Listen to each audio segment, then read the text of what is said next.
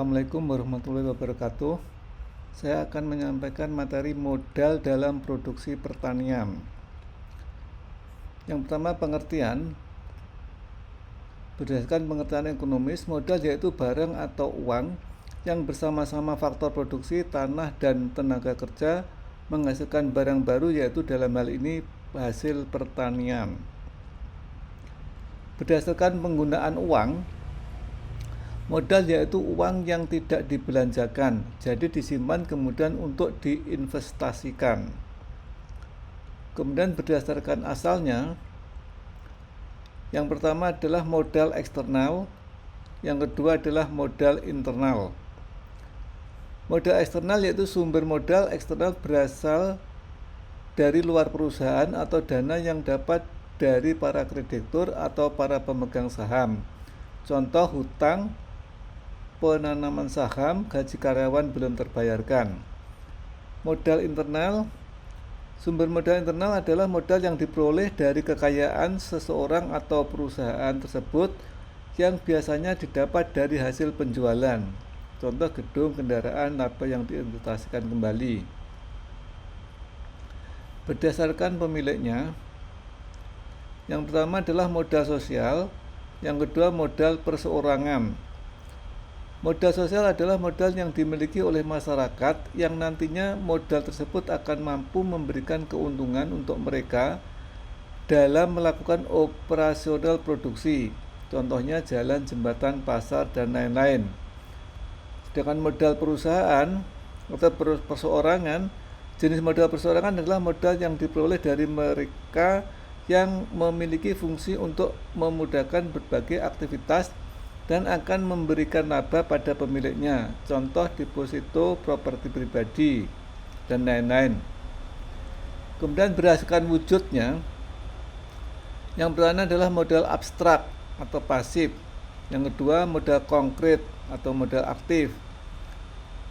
Modal abstrak adalah modal yang tidak bisa dilihat secara kasat mata, namun tetap penting untuk keberlangsungan suatu perusahaan. Contoh hak cipta, pengetahuan, skill. Kemudian modal konkret merupakan modal aktif yang artinya bisa dilihat secara kasat mata atau memiliki bentuk. Contoh bahan baku, mesin. Kemudian berdasarkan sifatnya, yang pertama adalah modal tetap, yang kedua modal lancar.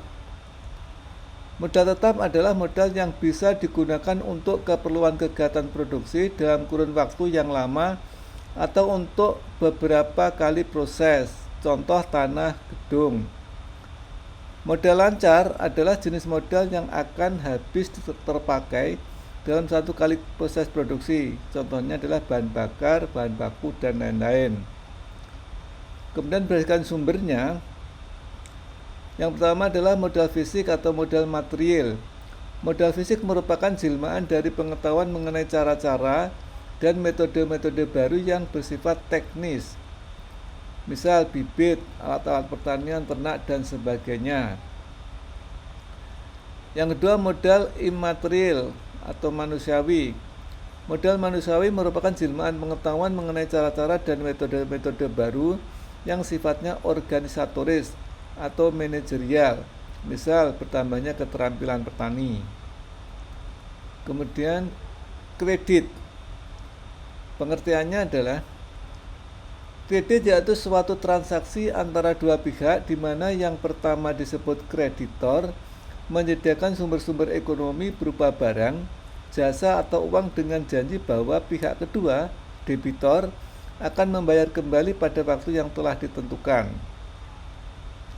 Macamnya, yang pertama kredit investasi, yaitu kredit yang dipakai untuk membiayai pembelian barang-barang modal yang bersifat tetap, yaitu tidak habis dalam suatu proses produksi, misal tanah, ternak, mesin, dan lain-lain. Yang kedua, kredit modal kerja, yaitu kredit yang tidak untuk investasi, misal pupuk, bibit, pestisida, upah tenaga kerja.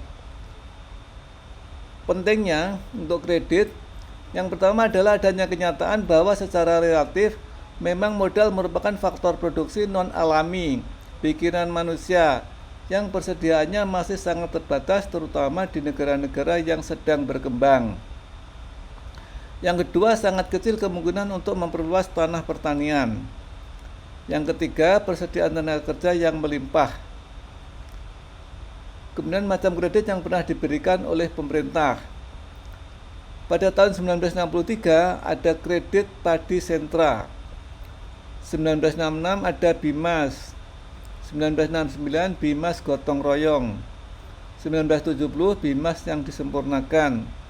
1985 kredit usaha tani atau KUT. Tahun 2000 kredit ketahanan pangan atau KKP. 2008 kredit usaha rakyat atau KUR.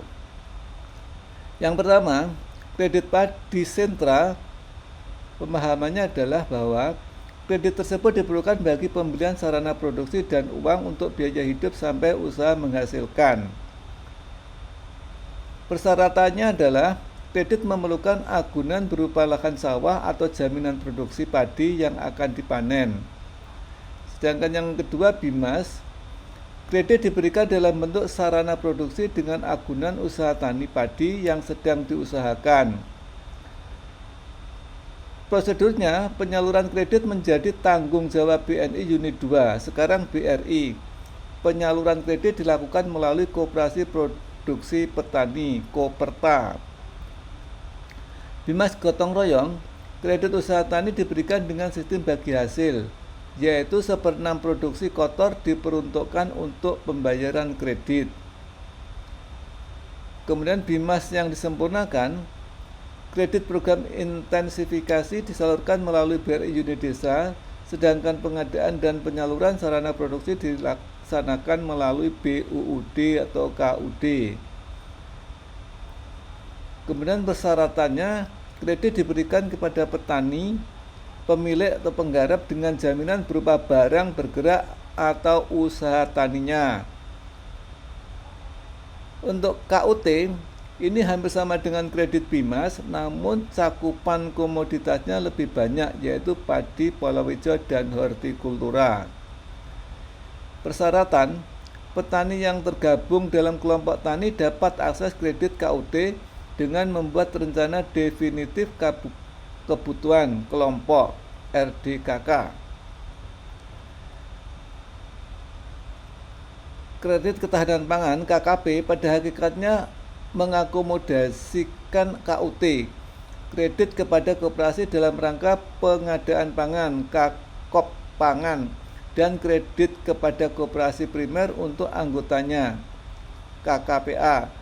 Penyaluran KKP menggunakan sistem executing, di mana bank pelaksana merupakan lembaga pemutus kredit. Yang dibiayai, jenis usaha tani yang dibiayai mencakup usaha tani tanaman pangan, yaitu padi, jagung, kedelai, ubi kayu, dan ubi jalar, usaha ternak, sapi potong, ayam ras, dan itik, serta budidaya ikan. Kredit usaha rakyat adalah kredit pembiayaan modal kerja dan atau investasi kepada debitur individu atau perseorangan, badan usaha dan atau kelompok usaha yang produktif dan layak, namun belum memiliki agunan tambahan atau agunan tambahan belum cukup. Kemudian macam lembaga perkreditan, bank yang meliputi Bank Desa, Lumbung Desa, dan BRI, perusahaan negara pegadaian, koperasi-koperasi dan koperasi pertanian, Koperta.